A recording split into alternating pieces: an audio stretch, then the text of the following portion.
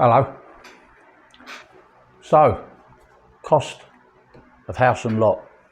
I'm going to keep it short and sweet. Got a list here, which we did have a spreadsheet of, but I've printed it out. First, to start off with, we got a Filipino contractor to do the works for us, who was family. One of the members of the family was a building contractor. So we got them involved, did a contract there, put out the terms and conditions of the contract. He'll give me a fixed price, and he wanted it in 4 instalments. The starting date of the work was the 28th of April 2021, and it says on the contract at the top 4 weeks or until finished.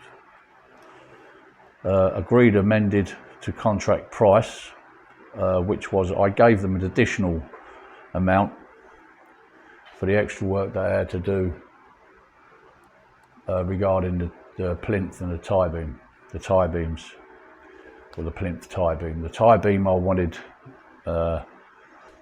minimum depth. I wanted to land up a metre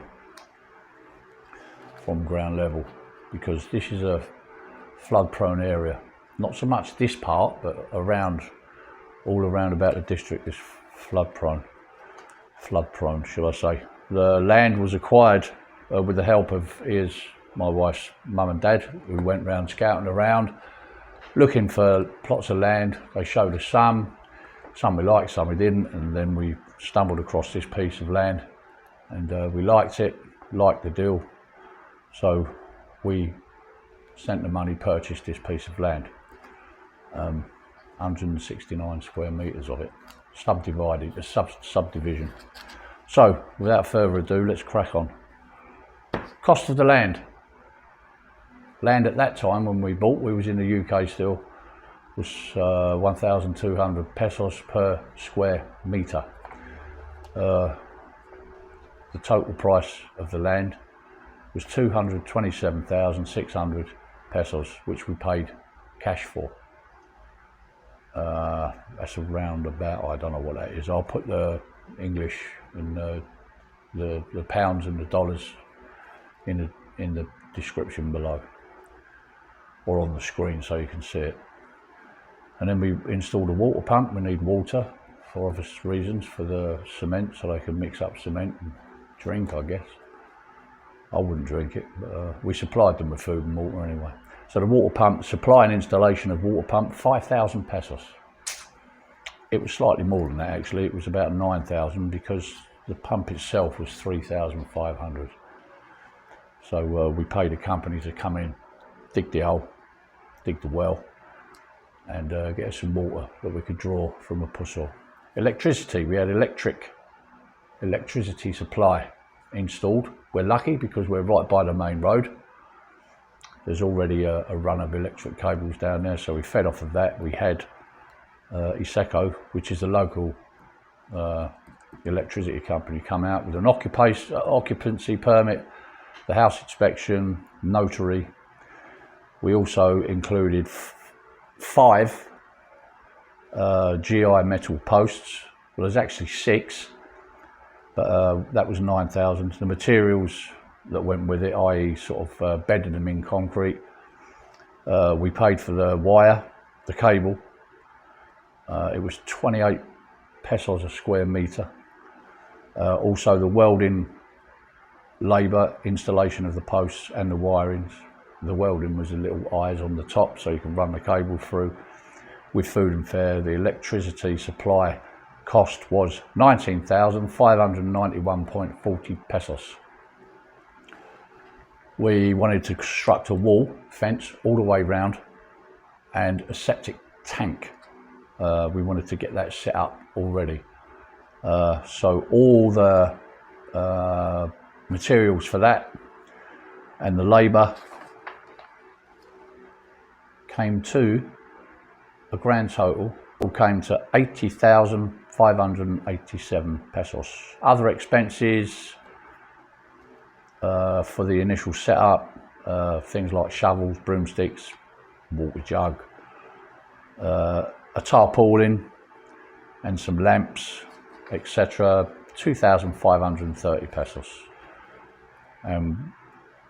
Once we had the wall put up, or the fence as they call it here, all the way around the land, this is for security obviously, we had the gate, the metal gates made.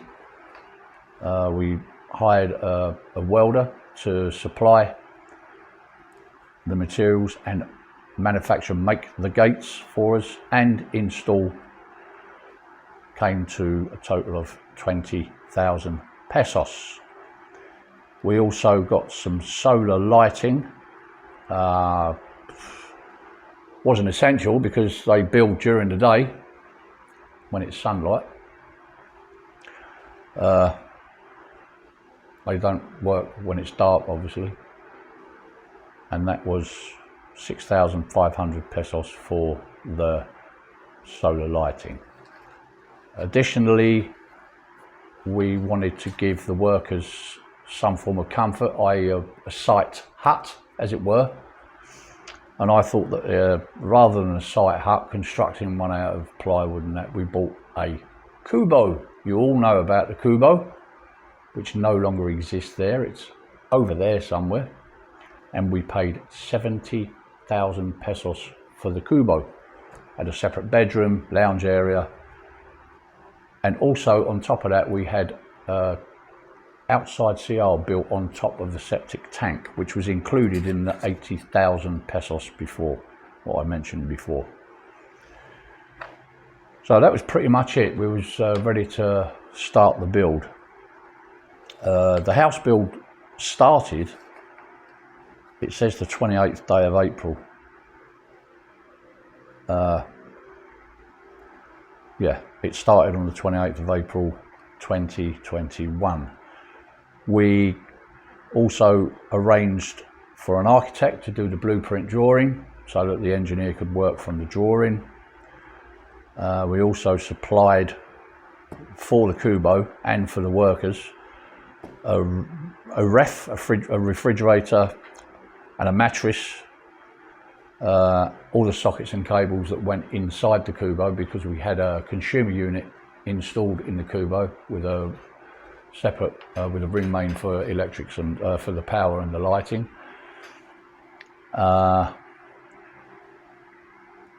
Yeah, and that was 20,000 pesos inclusive. So I think the ref was 17k.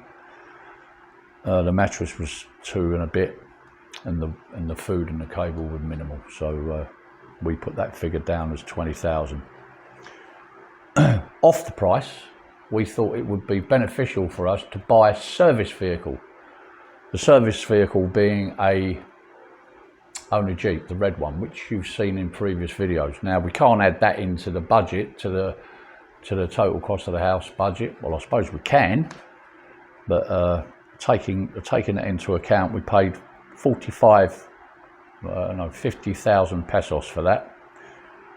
I think that was a little bit over the top, but that's what we paid. So that's the initial setup prices. And then of course they obviously started to build the house. Now, regarding the payment for the materials, we arranged with Ia's father and the engineer that they would send us an estimated cost of the materials that they required for the stage works that they were doing.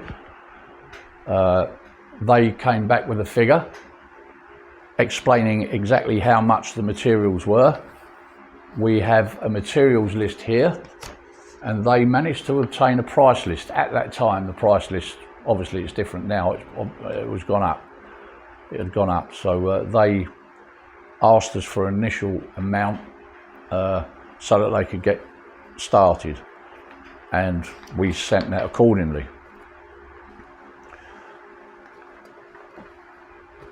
As I said, we paid them in 4 stages. The 4 stages were the footing, the groundworks, and getting up to floor level. We built the floor up 1 meter off ground level. I think we had around about 19 loads of Gabor. Gabor being the equivalent of scalpings, we call them in the UK. We had them delivered, and obviously hollow blocks. I think 1,500 in the end was the count. Hollow blocks, bags of cement. We initially got 50. We didn't want to get too many more because of maybe the weather and covering it over, hence there was a tarpaulin in that list. So we sent them money for that. And that's how we carried on. Every day, at the end of the day, they sent pictures, videos, and most importantly, they sent receipts of every single piece of material they purchased, so that we could, for future reference, and we could keep keep contact with the costings of how much stuff was costing us. And then they carried on and they cracked on, and they got up to floor level, ground floor level, where we sent them some more money for all the blocks, for the walls going up and the inside walls. And then we gave them another payment when they got to roof plate level. And then we gave them a fourth payment when they finished the roof. There was a slight problem with the roof. I won't go into it in great detail, but there was a storm and it blew one of the pieces off. So we had to replace that at our cost, but whatever. The total cost of the materials that we sent over came to 265,640 pesos. There was an additional 50,000 for materials, unforeseen. So we had to change the spec a little bit, which required more materials, which we sent accordingly. So we'll say that the materials alone were 300,000 pesos. It took them roughly 6 weeks to get it up to what they call rough finish. And bearing in mind, whilst they were constructing this house during COVID, which was a good idea to get to Kubo, because a lot of the time some of the workers actually stayed in the Kubo because they couldn't get past all the checkpoints, and it was a very difficult time. The various outlets were either closed or running slow, so they done really, really well. Now, when they initially gave me the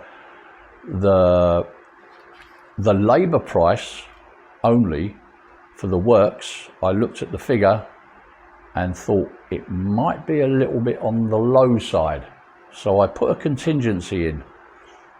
I didn't think that they would manage to, I worked it out that the main foreman, 2 skilled workers and the rest were labourers, or 3 skilled workers I think it was, the rest were labourers, and I worked it out how much on their daily rate it was and how long it was going to take, and they was a little bit too short. So I put a contingency in there to give them extra money, and they were worth every peso, I can tell you. They worked very, very hard, very conscientious, very good boys. We had a great building team, which put our minds at rest because, as I said, we were in the UK at the time, and there was a lot of trust involved, and there was no reason not to trust them because they were family, but they just got on and done the job. Now, also what we had to pay for was the all the land legal paperwork requirements. We've done most of that when we got here, but the total of that, and you have to expect this, was around about 30,000 pesos that we had to pay for various bits, taxes and register of deeds and all the rest of it. I'll do that in a separate video, but that was 30,000. Adding everything up with all the extras, there's always extras on a job. There always will be. Jobs do tend to go on a little bit further than estimated because of the weather and the COVID. But we hit a figure at the end of all that the total cost inclusive of labour, materials and accessories, let's call it, came to a grand total of 1,126,058 pesos. Rough finish, which included the doors. We had the doors made. All the prices are in this price. Some of the rendering, everything was done up to a rough finish. Now, as another extra that was done by Ian's father was the internal decoration, the finished internal decoration of the walls, which wasn't part of the contractor's price, but we paid up separately for that, and it was all decorated, and that was it. Short and sweet. 1 point whatever I said. 1,126,058 pesos for a 48 square metre bungalow on a plot of land of 169 square metres in San Sebastian. And the good thing about that is we own it. There's no debt, no outstanding monies to be paid. It's all signed, sealed and delivered, and we're sitting in it now. Now, when we eventually arrived here, which was April the 15th last year, 2023, I was fully expecting when we walked through the door that there was going to be an awful lot of internal works and stuff like, oh, I'm sorry, by the way, just included in those prices, we paid for the bed, the sofa, and this table and 4 chairs. That was included in the price. I think I gave you the price of them in previous videos. Right, moving on, carrying on. I've lost where I was now. Yeah, when we first arrived here, when I walked through that door, I knew that there was going to be a lot more work that needed doing, which was off contract, which was, I told them that I would do the finishing work myself, which I thoroughly enjoyed doing. I didn't thoroughly enjoy paying for it, but that's part and parcel of building your house. And a year later, I'm sitting here now, and I've worked it out on the receipts of the materials that I've paid. I haven't put my time in there, obviously, because I don't charge myself, but I've now got to a figure, a total cost of the finished article, all bar just the staircase to the rooftop terrace, which is not very big, and to rebuild the back wall, which we had to knock down to get the Kubo out when we sold it. So I've hit the figure now of 1.7 million pesos, which I will put here so you can read it, how much that is in pounds and how much that is in dollars. And that's pretty much simply it. We don't have, it's a 2-bedroom bungalow style house sitting on a plot of land, like I said, 169 square metres. And it's all ours, it's all paid for. The land is in my wife's name, obviously, because foreigners cannot own land in the Philippines. Let me make that quite clear to you. So if you're thinking of coming out here and building your property, you need to do a lot of research as to the rules in this country. There are rules in this country, and there are things that you can do and things that you can't do. Things that you should do and things that you should never do. I don't care who you are. If lots of different vlogs on here have got different prices and different ways of doing their work and different companies that they get to build for them. It's nothing to do with me. I'm just telling you what we've paid for this property. This is a personal thing, right? Everybody's different. Their houses have probably got swimming pools, they've got carports, they've got driveways, they've got other sort of garages and other such like things. But this was in our budget remit. There are some vloggers that are coming over, have been here for a couple of weeks, and their expectations are beyond belief. They're way beyond belief. They obviously haven't done their homework, they haven't done any research, and I, for their sake, hope that they do not catch a cold, because you can come unstuck very quickly here if you don't know the rules. Learn the rules. I think I know them. I've been here long enough to know the rules. My wife's Filipina, the family's Filipino, they've explained everything to me. Legal departments, everyone's explained everything to me, how it works here, and there's a process that you've got to go through. It doesn't matter if you're a foreigner, you still have to go through that process, and it will probably cost you a little bit more because they like to put the price up a little bit for us guys, but there you go. So I hope that's informative. Now, if there's anything that I've left out that I haven't said or haven't mentioned, if there's any questions you want to ask about the build, the company, the setup, anything involved in the building and the legal side of it, please let me know. Comment down below, or if you want to PM me, we'll arrange to do some private messaging. I'm not going to put any of my private details on YouTube because I don't want all this coming at me. You know what I mean by that. If I put my private details on here, I'm going to get inundated with God knows what. So if you want to talk to me on a private basis, let me know and we can try and arrange to get some private messages done. But in the meantime, please like, please subscribe. The more subscribers I get, the more viewers I get, the better for me, the better for the vlog. And I'd just like to try and give you informative vlogs other than the ones that I'm looking at the moment, which is he's talking about him and she's talking about her, and they're all talking about and gossiping about each other. If that's how you want to get your views on your channel, fine. If I only have 300 subscribers, I haven't actually, I've got 260 now, which has gone up from last week.